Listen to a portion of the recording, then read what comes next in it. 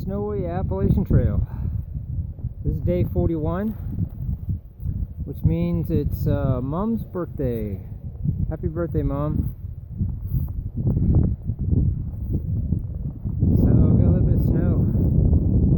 I just called Mom, wished her happy birthday, told her how cold and snowy it was out here, then I lost my signal. So, she's probably worried. So, I'll call her as soon as I get down to the road. Hopefully, there'll be a signal down there. Sorry, Mom. I didn't mean to scare you, but it is cold up here. So last night, or this morning, I woke up 0 degrees, right at 0 degrees, and a lot more snow than they forecasted. So you can kind of see behind me.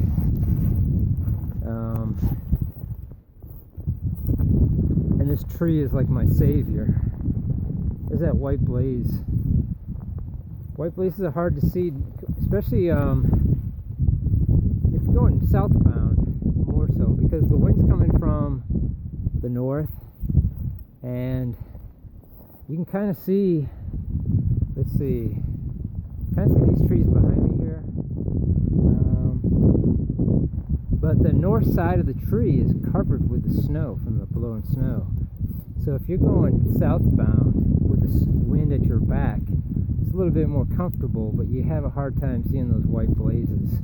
I was coming down here, and it was kind of hard to see the path, and then I saw this guy.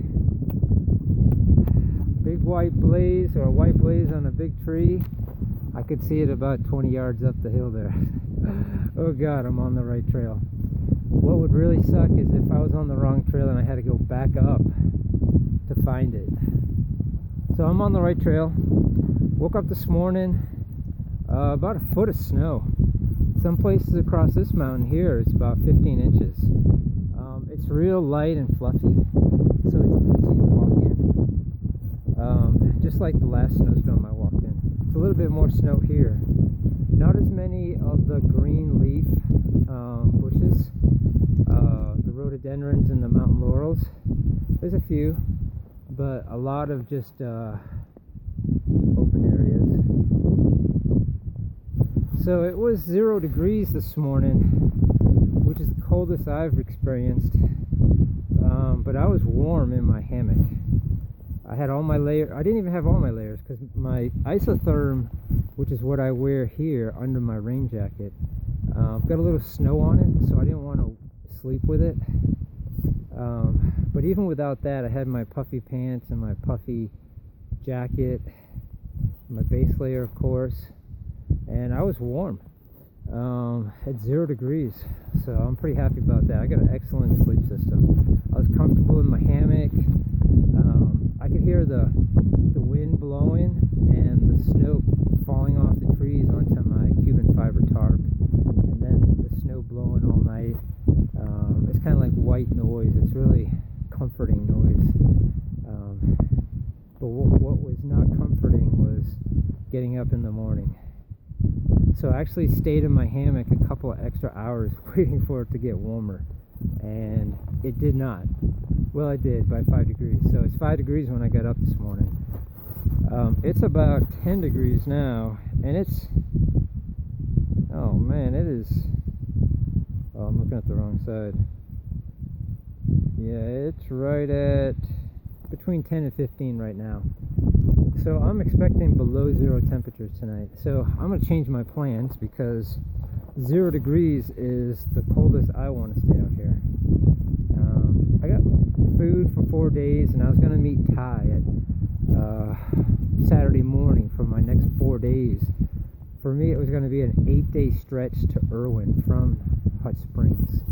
So this is day 2 of that long stretch. But at the bottom of this hill, the bottom of the next hill, the bottom of the next hill, so it's about 3 miles, is going to be Allen Gap. And it's Highway 208.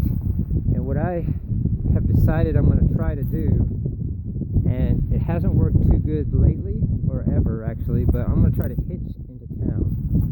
I figure it being so cold and snowy, somebody might feel sorry for me and pick me up. Maybe I'll just curl up on the side of the road like I'm dying, and maybe they'll give me a ride. Either way, I plan on being in Hot Springs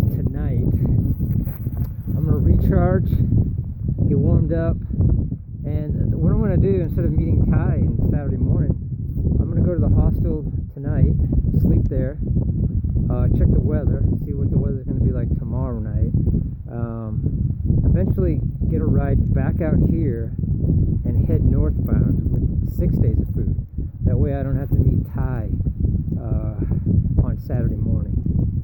So I can deal with six days of food. That won't be too bad. And I'll probably get there in like 5 days. I'll probably stretch it out so I don't have to be anywhere.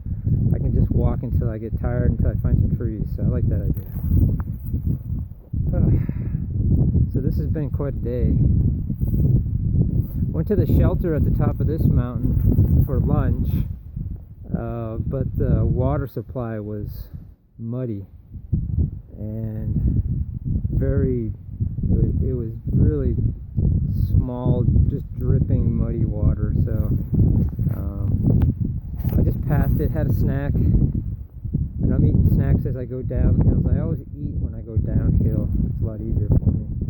I just feel like it gives me energy to go back up the hill. It's always up and down. It's never a relaxing straight walk.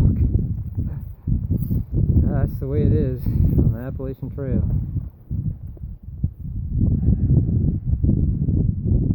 So I see blue skies. So blue skies are nice because the sun will come out, but if the clouds clear out, it's probably going to get cold again tonight. And I don't know. The more I think about it, the more I just want to go back into town and get my rest of my food and come back here tomorrow or the next day. Let's go from there.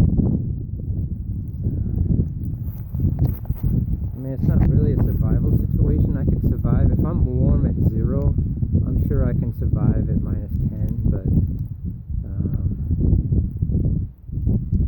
I'd rather be comfortable than surviving. So don't worry, Yobo. I'll make the right choice. I'm wearing, I don't have snowshoes because I was supposed to get 3 to 5 inches. So I said, well, why carry snowshoes for 8 days when I don't need them? Well, I probably could have used them today. 12 inches of real fluffy snow, though. It's just, it's really easy to walk through. And I'm wearing my, I don't know if you can see it, my micro spikes because it's a little slippery under the snow. So,